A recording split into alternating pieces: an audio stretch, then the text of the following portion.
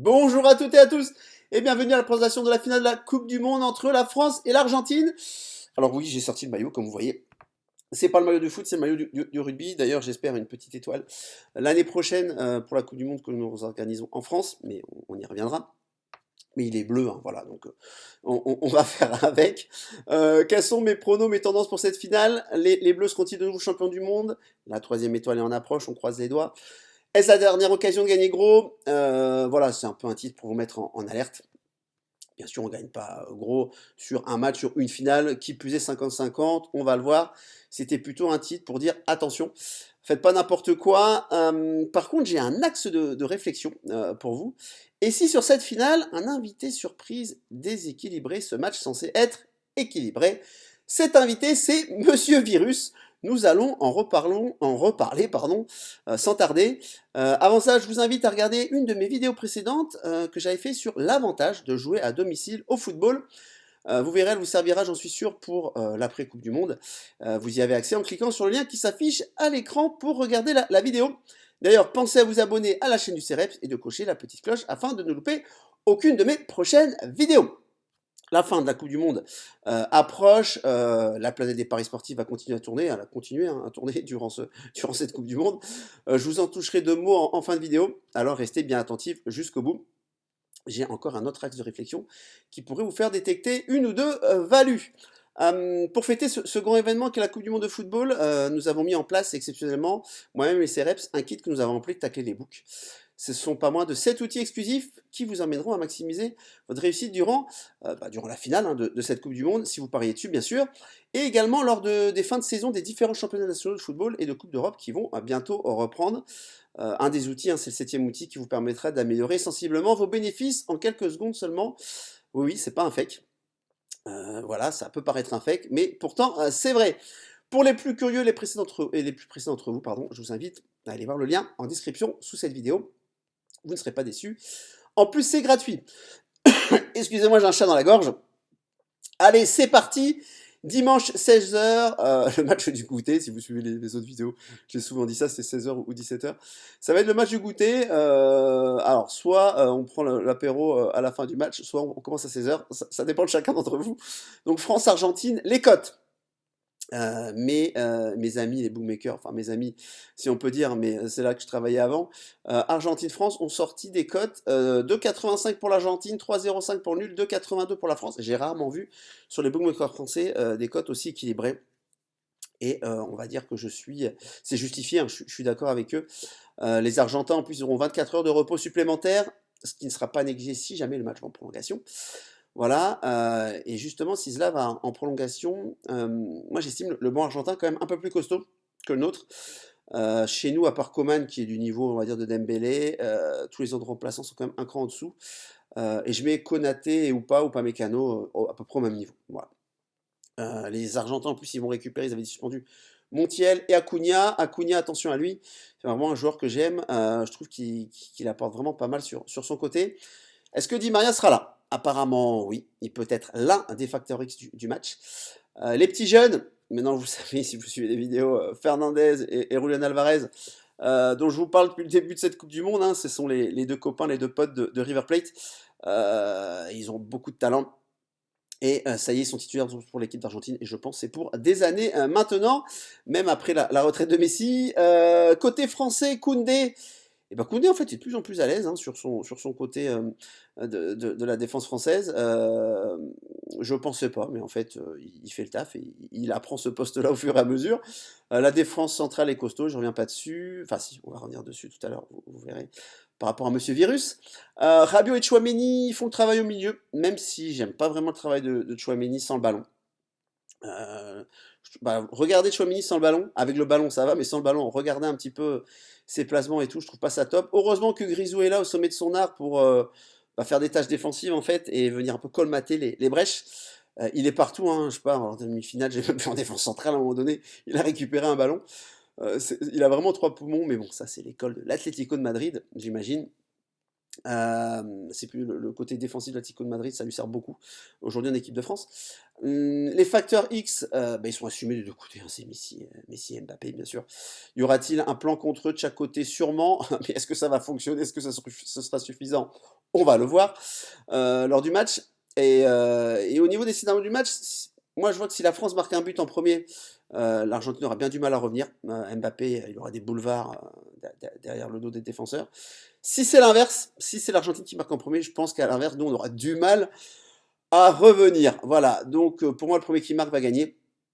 Voilà, chacune des deux équipes est motivée. L'Argentine, son mission, hein, ils veulent la troisième étoile. Messi veut une Coupe du Monde.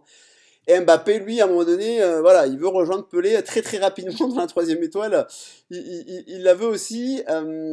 Alors, j'y reviens. Je vous parlais d'un invité surprise tout à l'heure, au début de vidéo. Monsieur Virus. En effet, hein, voilà, c'est tombé il y a pas longtemps. Varane et Konaté ont été touchés à leur tour. Donc, est-ce qu'ils sont rétablis pour le match? L'équipe de France tremble un peu. Konaté, à la limite, c'est pas un problème parce que Upamecano lui va être rétabli. Mais si Varane n'est pas là, voilà, ça va poser, je pense, un petit problème. En plus, si le virus il se diffuse un petit peu partout, si tout le monde commence à être touché, ça va être compliqué, quoi. Je vous fais même un petit rappel, vous le savez peut-être pas, mais lors du match entre Portugal et Suisse, les Suisses ont été touchés par le virus et la défense a été vraiment, vraiment impactée, ce qui explique le 6-1 pour le Portugal. Voilà, vous le savez peut-être pas, mais je vous donne l'info. Et on a vu après que le Portugal, mine de rien, ils ont eu des problèmes contre le Maroc, dont le 6-1, pour moi, si la Suisse avait été à 100%, ça aurait sûrement pas été un score avec un tel écart. Voilà, autant que je vous ai dit, hein, Upamecano, Konaté, le backup, on va dire, on peut changer. Mais Varane, j'espère qu'il sera vraiment rétabli. Un pronostic, parce que généralement c'est ce que les gens attendent. Je peux vous donner des tendances. Je peux vous donner des tendances comme je l'ai fait lors de ce mondial, mais à titre perso, j'ai joué très peu de paris. Au CREP, j'en donne hein, officiellement. Je suis pas mal. Je suis pas mal sorti en positif sur les PCT, les PLT, les paris court terme et paris long terme. J'ai pris à peu près 6% d'augmentation de capital, voilà, sur un capital fictif qu'on a au CEREPS, ce qui est vraiment très bien hein, pour moi au vu de la difficulté de gagner de l'argent sur ce type de compétition. Et puis les résultats, de toute façon, ils sont vérifiables pardon, auprès du CEREPS. Hein, les pronos, je les donne en temps et en heure, jamais après les matchs, bien sûr. Alors pour ce match, je vais faire quoi? Je vais peut-être vous décevoir, ou pas d'ailleurs, pour certains d'entre vous qui me connaissent peut-être, mais je donnerai rien. Voilà, je jouerai rien à titre personnel sur ce match-là. Ça peut plaire à certains ou pas, mais au moins, comme je vous dis, je suis franc, c'est la loterie ce match. Faut pas se voiler la face. Les bookmakers, ils vont se frotter les mains parce qu'il y aura énormément d'argent qui vont être joués dessus. Et voilà, les bookmakers risquent de se faire pas mal d'argent, surtout en France si la France perd, parce que le Français, voilà, il va jouer avec le cœur, il va jouer l'équipe de France. Ça, c'est sûr et certain. Si vous avez un avis sur ce match, hein, n'hésitez pas à me dire en commentaire. Si vous voulez vraiment faire un pari, allez-y, mais expliquez-moi. Parce que j'aime bien quand il y a les explications aussi, comme ça je peux vous répondre. À titre perso, moi j'avais déjà la France gagne la Coupe du Monde, pris à 6,5, il y a de ça au mois d'avril dernier. Et je l'ai couvert là avec l'Argentine gagne la Coupe du Monde à 1,95, c'était sur Paris Web, de souvenir, ce qui m'assure un bénéfice sympa sur ce type de pari. Donc je ne vais pas tenter le diable. Moi je joue pas pour jouer, je parie pas pour parier. Voilà, je parie ou je joue pour gagner et surtout gagner sur le long terme et faire des bénéfices. Déjà voir la France au final, vu tous les blessés qu'on avait, honnêtement je vous dis c'était inespéré pour moi. Je m'étais dit je regrettais d'avoir pris le pari long terme, donc aujourd'hui ils sont en finale et je suis très content.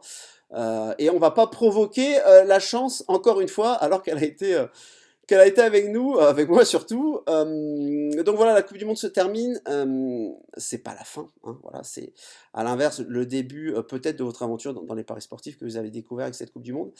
Vous pouvez nous rejoindre, rejoignez-moi, rejoignez-nous au CEREPS hein, pour peut-être découvrir l'envers du décor de ce monde fascinant qu'est les paris sportifs et que je connais par cœur pour y avoir travaillé en tant que coach sportif.